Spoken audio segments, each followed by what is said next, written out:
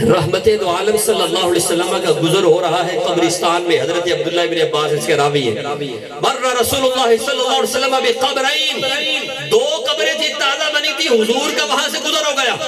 فرمایا الا انہما لیعذبان, اے صحابہ ذرا ٹھہرو, ان قبروں میں عذاب ہو رہا ہے.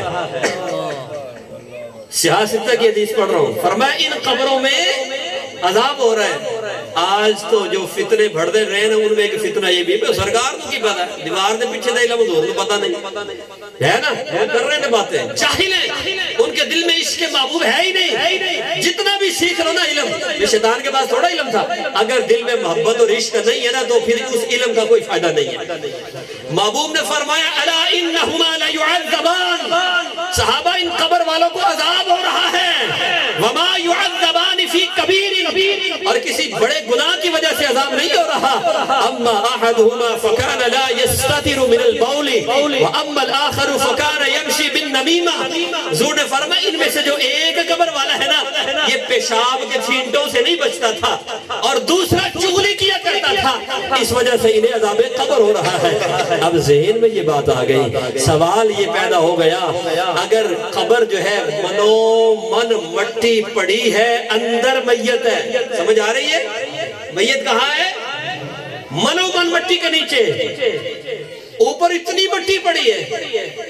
اگر ہم میں سے کوئی قبر کشائی کرے, مٹی ہٹائے, سلے ہٹائے, میں آپ سے سوال کر رہا ہوں, مجھے بتاؤ میت تو نظر آ سکتی ہے, عذاب نظر نہیں آ سکتا. میت تو نظر کب, جب مٹی ہٹائیں گے, سلے ہٹائیں گے, میت نظر آ سکتی ہے اگر وہ سلامت ہے تو.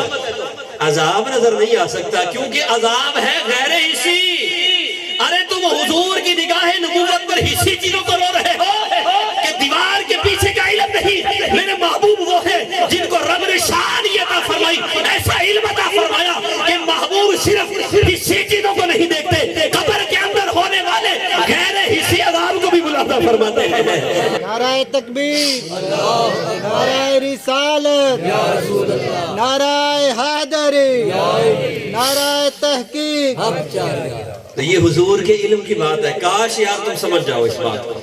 ایک ہوتا ہے حسی جو نظر آئے, محسوس ہو سکے, ایک ہوتا ہے غیر حسی, آنکھوں کے سامنے نظر نہیں آ رہا. تو حضور کی نگاہ نبوت ایسی ہے, صرف حسی چیز نہیں, غیر حسی چیز کو بھی دیکھتے ہیں. یہ میرے مصطفیٰ کی شان ہے.